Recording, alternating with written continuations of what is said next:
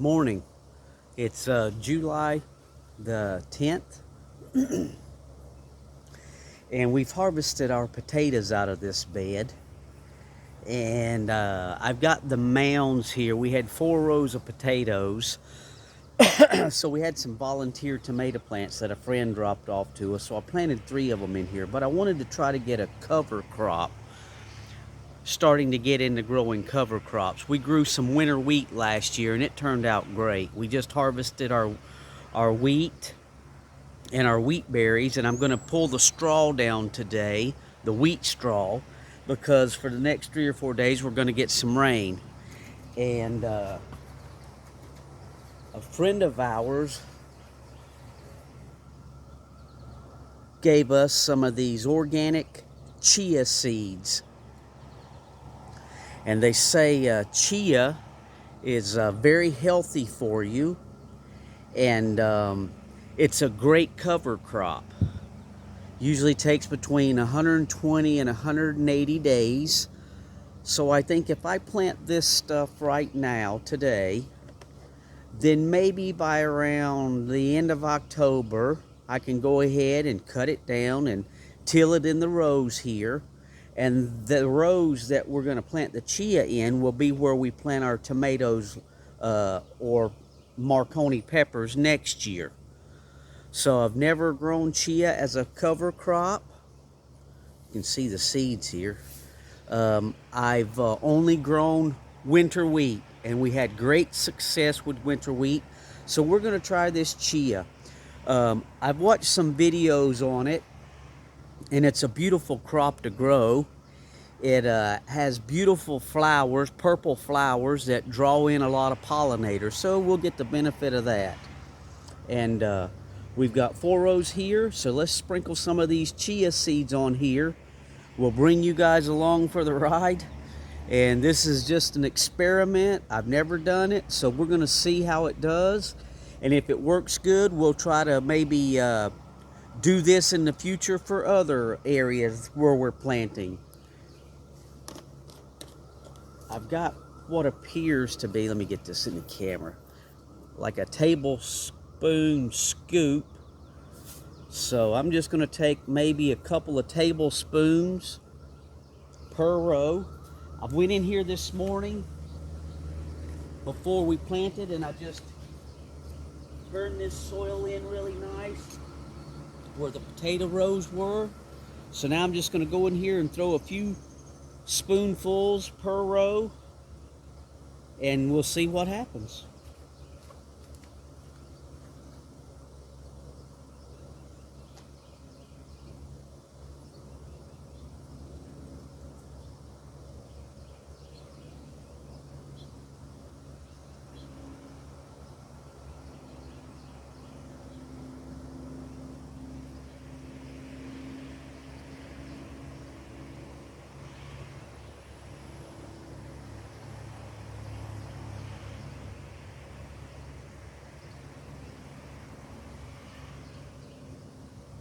That was actually one scoop, and it made about the whole row.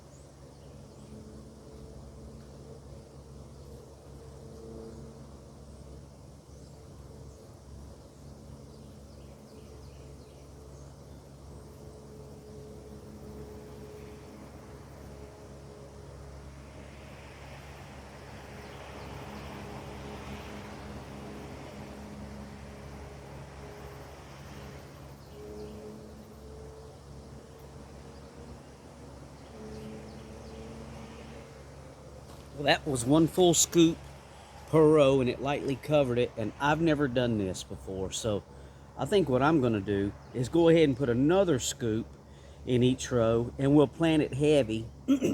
That way, if we have any dead laws, which I'm sure I will since I've never done it, the overplanting may make up for it. And if you've ever grown chia, leave me a comment about how it grows and any tips or tricks that you have. Like I say, this is the first time we're doing it. I'm hoping that it lasts into the fall.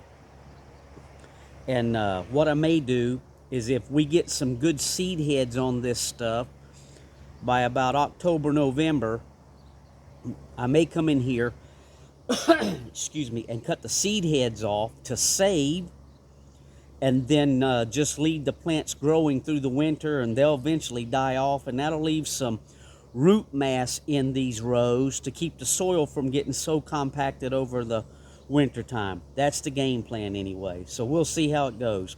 But I think I'm going to go back and throw another scoop of this over these rows, and then I'm going to get some water and water it in lightly, and then we're supposed to get rain for the next few days, so we'll see how it goes.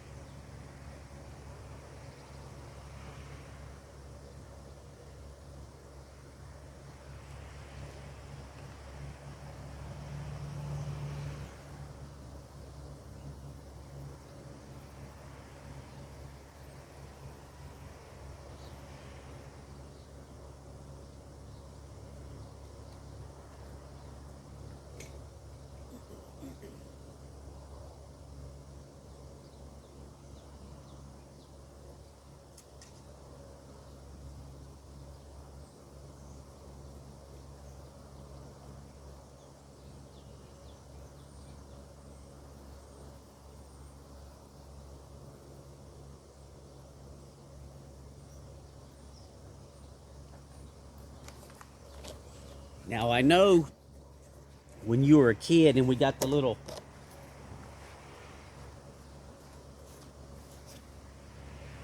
chia pet heads like this, and you planted the chia pet, all you had to do was sprinkle it on top and then add a little water to it.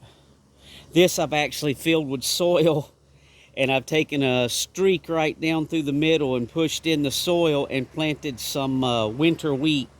I'm going to try to give this guy a mohawk if it works. So we'll see how that works. This was actually a chia pet kit that a friend of ours gave us many years ago. So we're going to see how this does with winter wheat. And the chia pet, you know, it's not covered in soil and the seeds still sprout. So I think I'm going to take this little trowel and just lightly work the seeds in.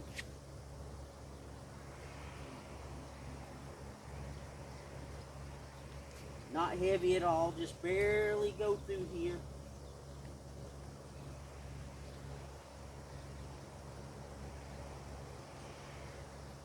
So that when I water, the seeds don't go everywhere and the birds don't see the seeds on the top of the soil and come in and eat them all up. So we just go through here real lightly.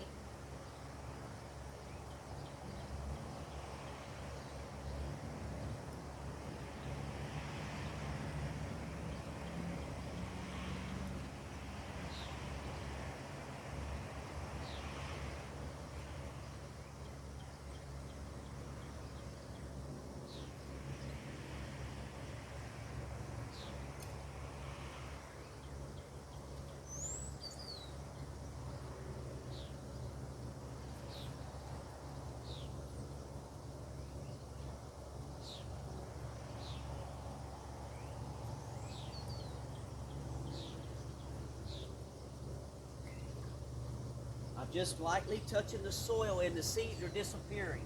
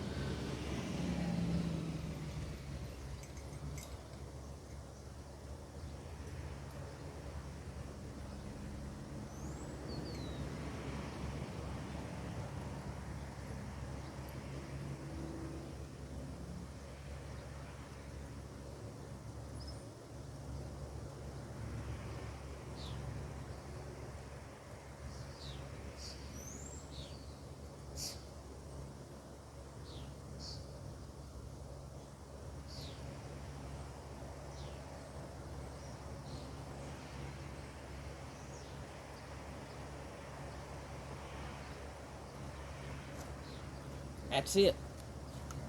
Now they say with chia, there's a couple of different varieties. There's a winter variety and there's a summer variety. And if you'll look at this, you'll see that there's multiple different color seeds in there.